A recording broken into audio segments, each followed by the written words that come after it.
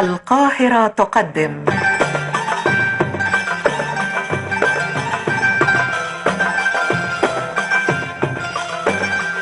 بسيرتك البهية كم نفاخر، أيا مجد الأوائل والأواخر. سجلك حافل يزهو دواما بما سطرت بنوك من المآثر. فما لك مصر في الدنيا مثيل، وما لك في سماء الفضل آخر.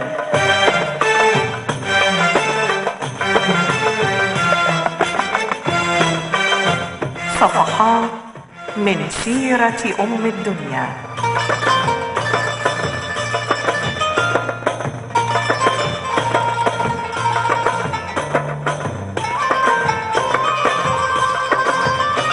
يكتبها ويقدمها عزت سعد الدين.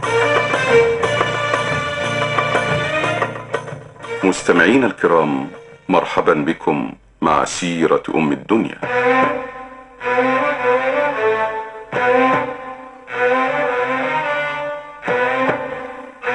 ونستمر مع الكاتب والمؤرخ الأدبي الراحل محمد فهمي عبد اللطيف في استعادة بعض ملامح أعلام الجيل الماضي في مصر من الأدباء والكتاب والظرفاء، أو ما يسميهم هو فلاسفة وصعاليك، وكيف طبعوا المجتمع المصري بطابعهم حقبة من الزمن، إذ كانت مجالسهم ومحافلهم ملمحا من ملامح مصر في القرن الماضي. فتعالوا بنا مستمعينا لنستعيد ملامح أعلام آخرين من أعلام الأدب والفن في مصر، كما صورهم بقلمه محمد فهمي عبد اللطيف، الذي كان هو الآخر علما من هؤلاء الأعلام.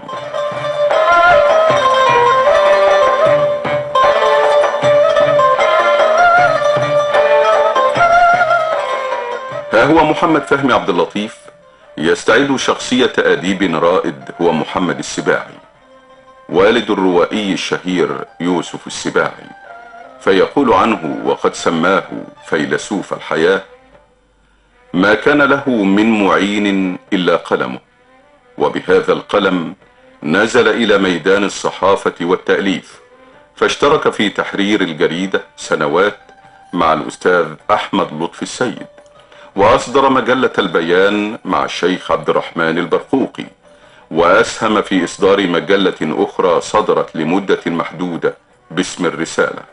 وأخيرا اشتغل مع المغفور له الأستاذ عبد القادر حمزة في تحرير البلاغ اليومي والبلاغ الأسبوعي، وبقي في هذا العمل حتى غربت شمس حياته.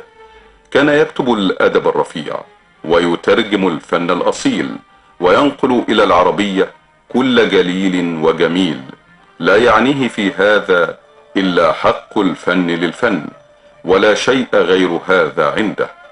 كان يحفظ الكامل للمبرد، ويحفظ ديوان ابن الرومي، وهو أول من كشف عن مخطوطه في دار الكتب، كما كان يحفظ كثيرا من الروائع والأوابد العربية، وكذلك كان في اللغة الإنجليزية وآدابها. وكان السباعي شاعرا فياض العاطفة، كما كان فنانا موسيقيا يهوى الموسيقى ويعشقها، وله فيها ثقافة وبراعة. وبهذا كان السباعي شخصية فنية موهوبة تجمع الفن من أطرافه الثلاثة: النثر والشعر والموسيقى، وإنها ثروة لا تطاول.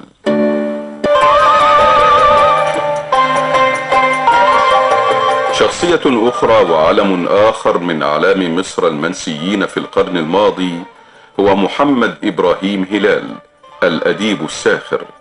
يحكي عنه محمد فهمي عبد اللطيف فيقول: لا أعرف أديبا جهله قومه ونسيه أهله، وطوته الأيام في مطاوي الإهمال مثل الأديب محمد إبراهيم هلال، على أنه كان أديبا فخما ضخما يملأ مكانه قوة بيان وطلاقة لسان.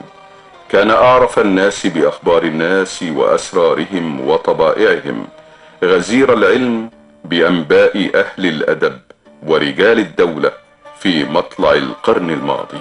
عرف الصحافة في بداية حياته هاويا، فكتب في المؤيد والمقطم ومصباح الشرق يعالج الأدب والاجتماع والسياسة، ثم احترف الكتابة في مجلة الكشكول الفكاهية، فكانت له فيها صولات وجولات، ثم أراد أن يكون صاحب مجلة أسبوعية فأصدر مجلة باسم النواب، وأخيرا أسهم في تحرير جريدة الكشاف اليومية التي كان يصدرها أحمد عبود، على أنها هي الأخرى لم تعمر طويلا. فعاد محمد هلال ينشر مقالاته بالصحف والمجلات كلما دعته المناسبة إلى ذلك، وكان يحب الأدباء ويألفهم، فهو الذي طبع ديوان الشاعر حافظ إبراهيم في طبعته الأولى على نفقته، وتولى تقديمه وشرحه إلى القراء، وبه تعلق الشاعر أحمد نسيم ولزمه قبل أن يشتغل في دار الكتب، فكان يبره ويعينه بما يكفي عيشه وزيادة. وما من شاعر أو أديب إلا كان له في رحابه نصيب تماما، كما كان يعيش الشعراء في رحاب الخلفاء والأمراء في الزمن القديم. وقد ورث عن والده 600 فدان من أخصب أرض مصر، فبدد ثمنها كله في سبيل الأدب والبر بالأدباء.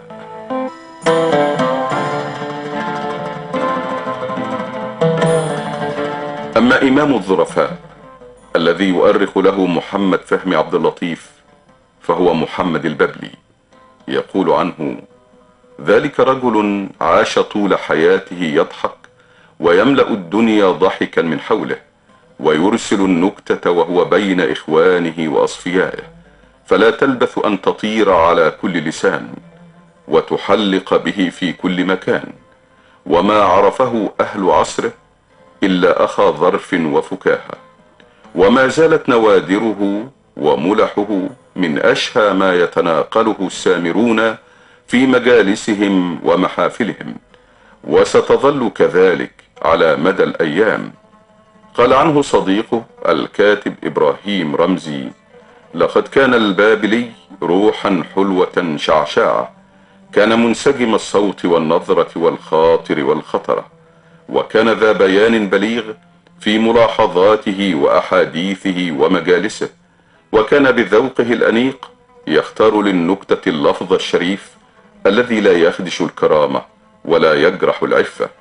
وفي حلوان كانت للبابلي ندوة هادئة حافلة، ومجلس صفو يوافيه فيه من إخوان الصفاء حافظ إبراهيم وعبد العزيز البشري ومحمد المويلحي ومحمد إبراهيم هلال وأحمد فؤاد صاحب مجلة الصاعقة، ونخبة من أهل الأدب والظرف، فيجلسون لتبادل الطرائف ومطارحة الملح والمساجلة في مجال النكتة، فإذا ما شبعوا أدبا وظرفا وضحكا احتضن البابلي عوده وأخذ يرسل على أوتاره نغمات شجية تهز القلوب وتجلو صدأ النفوس حتى تنتهي السهرة.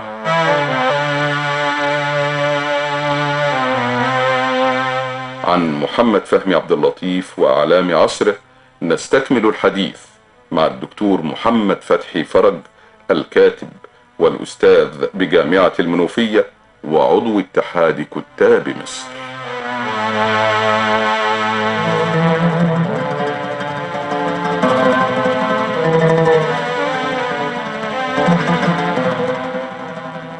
محمد فهمي عبد اللطيف صالح محمد، المعروف بمحمد فهمي عبد اللطيف، وهو واحد من المغبونين في تاريخنا الأدبي المعاصر، وقد تعمقت ثقافته بالاطلاع الدائم، وزادت خبرته في التعامل مع الناس من خلال عمله بالصحافة ومتابعته للأمور السياسية والاجتماعية في مصر وغيرها، ومن اتصاله بكبار الأدباء والشعراء وحضوره مجالس السمر الأدبي ومشاركته في المحافل والندوات، كما عشق التراث الشعبي، كان مولعا في طفولته بحضور المجالس التي تحكى فيها السيرة الهلالية وغيرها من القصص الشعبي، وقد عكف على دراسة الأدب المصري وعلى مخطوطاته في دار الكتب المصرية، حتى إذا ما وقعت عيناه على الناحية الشعبية يتوقف أمامها مليا ليستوفي بحث العناصر التي أثرت في شخصية هذا الشعب.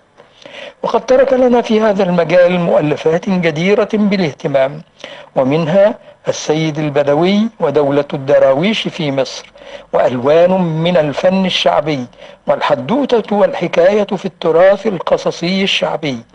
وبسبب تأثره بتربيته وثقافته الإسلامية فقد كان له ميل خاص للتأليف في الإسلاميات، ومن مؤلفاته في هذا المجال الإسلام دعوة إنسانية شاملة، والفتوة الإسلامية فرسان الحرب ورعاة الإنسانية، ثم كتابه عن جمال الدين الأفغاني والوحدة الإسلامية.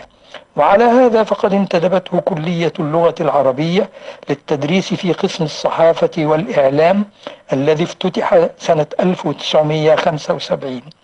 أما كتابه الطريف حقا مثار اهتمام هذه الحلقة، فهو بعنوان فلاسفة وصعاليك، ليضم بين دفتيه 12 فصلا، وبدأها بفصلين قيمين، أولهما بعنوان فلسفة وصعلكة، والثاني بعنوان ليالي السامرين، مجالس وندوات. أما بقية الفصول فقد دارت حول ظرفاء العصر في مصر في أواخر القرن 19 وأوائل القرن 20. وكتب موسى صبري عنه يقول واصفا حاله بمجلسه في أخبار اليوم، يقول: يقرأ ويتكلم وينتقد ويعنف الجميع على الأخطاء، ويتحدث عن صحافة زمان، ويعلن رأيه بأعلى صوت في الأحداث والناس والزعماء وتقلبات السياسة، ثم هو قبل كل شيء وبعد كل شيء أخو الجميع ووالد الجميع. رحم الله محمد فهمي عبد اللطيف الذي لم يحصل على ما يستحقه من تكريم وذيوع صيد.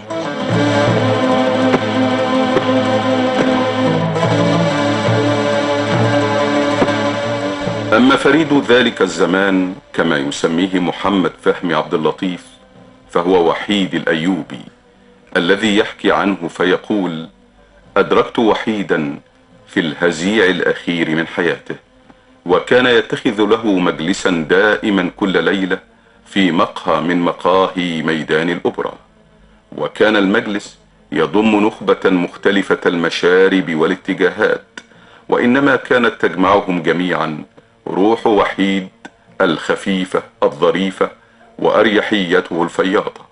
وقد حلا لوحيد أن يطلق على هذا المجلس اسم البعكوكة، وعنه شاعت هذه الكلمة وسارت على كل لسان.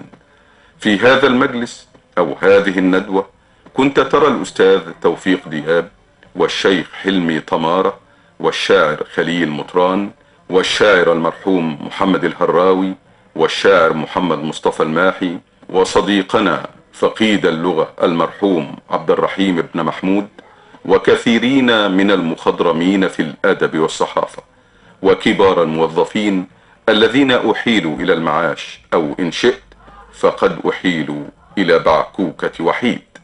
وفي هذه الندوة كان يجري ما يجري من سمر لذيذ وفكاهة عذبة، ويتناثر ما يتناثر من نوادر أدبية ودقائق شعرية وتحقيقات لغوية. وهل كان من الممكن أن يتخلى وحيد عن مكانه في هذه الندوة اللغوية، وهو الذي صار فيها مقصدا للسائلين وقبلة للمستفيدين؟ وهكذا يمضي محمد فهمي عبد اللطيف في وصف أعلام مصر من أهل الأدب والفن والظرف والفكاهة في القرن الماضي، ممن عرفهم وعايشهم عن قرب. وكانت مصر مطبوعة بطباعهم، وكانت حلقات سمرهم ومجالس أحاديثهم مهوى النفوس ومستراح الأفئدة. مستمعينا، هكذا تنتهي صفحة اليوم من سيرة أم الدنيا. شكرا لكم وإلى لقاء. صفحات من سيرة أم الدنيا، مع تحيات عزت سعد الدين. وشكرا لسامي الشيمي من الهندسة الصوتية.